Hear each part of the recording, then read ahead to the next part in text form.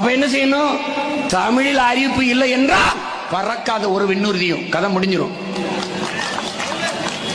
நாங்க என்ன பண்ணுவோம், என்ன பண்ணிடுவோம் சீமான், நாங்க ஒரு 60 பேர் மொத்தமா எல்லா பயணச்சீட்டையும் எடுத்துருவோம். எடுத்துட்டு வண்டிக்குள்ள போய் ஏறிடுவோம். நாங்க தானே தெரியாது.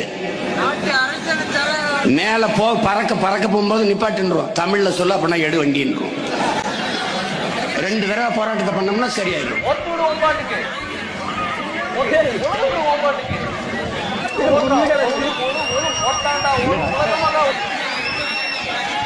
என்ன இங்க பேசிக்கிறேன், அங்க நின்னுட்டு